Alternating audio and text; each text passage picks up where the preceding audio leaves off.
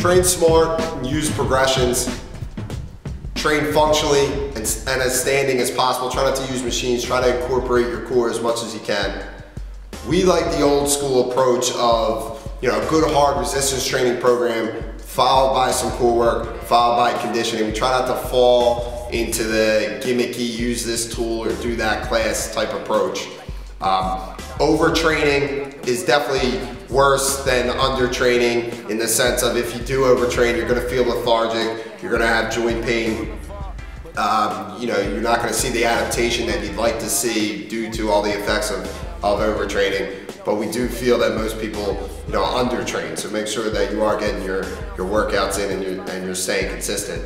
And then have a program and apply yourself to this program for 3 to 4 weeks at a time, so that you have some structure as to exactly where you'd like to get to in a few weeks. You're not just kind of going to the gym without any idea of what you'd like to accomplish. So first thing we're going to use is a foam roller, as that's going to take care of any tissue knots that we may have in our body, allows for better movement. Next thing, as you see here, is we're going to activate your hip flexors, the outside part of your hips, so a bunch of muscles, just allow you to move better. Then we're going to do some stretching, try to lengthen up some of your muscles, and again, allow for you to move better and get your heart rate up before you're training.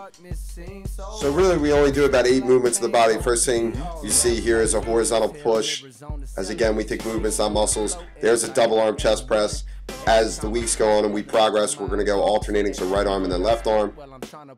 We like to chest press face up and then face down. Here we're using a band, and the ball is a depth gauge. That's where you have to touch your chest to and then go up. And then as the weeks go on, you get better. We're going to elevate your feet and your hands, and that makes it more difficult. Same idea for vertical pressing. Here you're seeing vertical pressing with a barbell and in standing. And then again, as the weeks go on, we get better. Now we're going to tall kneel, so you have to use your core and your glutes a little bit more. And we're going to go right arm, left arm, so again, the alternating version. Vertical pulling, we're going to do some pull-ups and chin-ups. We'll use a band at first, and then as we advance, we'll decrease the size of the band and eventually take the band away. Then we'll do face pulls, so another good vertical pulling activity for the upper back. Then we'll go into horizontal pulling, so here you're seeing a dumbbell row.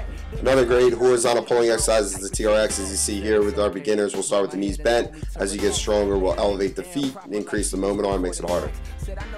For lower body, we're thinking knee dominant movements, which is the front side of your legs. Here we like front squatting. We don't really like to put bars on our clients' backs. We're huge with single leg training. We like box squats, as you saw there, split squats, rear foot elevated split squats as you continue to get stronger. Once we master rear foot elevated split squats, we'll move into a walking lunge, as you see here. With knee pain clients, we like reverse lunge option a little bit better, as we feel there's less shear force on the knee. Then we like hip dominant movements for the hamstrings, for the glutes. Here you're seeing a trap bar deadlift. We just feel it's very safe on the spine. Put your body in a good position. Then we go into single leg stiff leg deadlifts. 50% less load on the spine, really good for getting one hip strong at a time.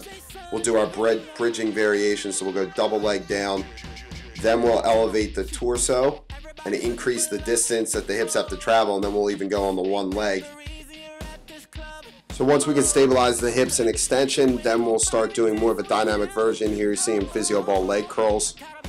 A true strong core can prevent extension of the spine and rotation as well as flexion. So we do a lot of planking, rollouts, once we get stronger, landmine rotations, anti-rotation press, side plank. The flexion that we do like is taking the hip flexors out of the picture. So there you saw straight leg sit-ups. Then we'll do some posterior tilt stuff. So here you're seeing a beginner version of a reverse crunch. Once we get stronger, then we'll hang in the ab straps.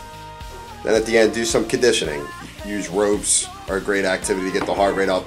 Medicine ball slams are another great way to go. Kettlebells are another great way to go to burn calories, as it really gets the whole body involved.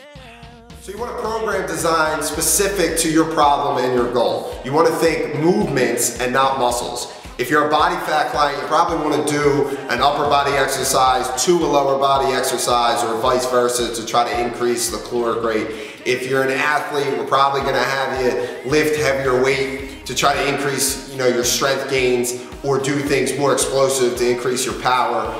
If you're a lean body mass client who just wants to look better aesthetically, what we're gonna do is probably compound set. So we might do something in the sense of a chest press and then right away into a push-up. But no matter who you are, we're gonna perform these exercises. The way we perform the exercises may differ depending on the goal.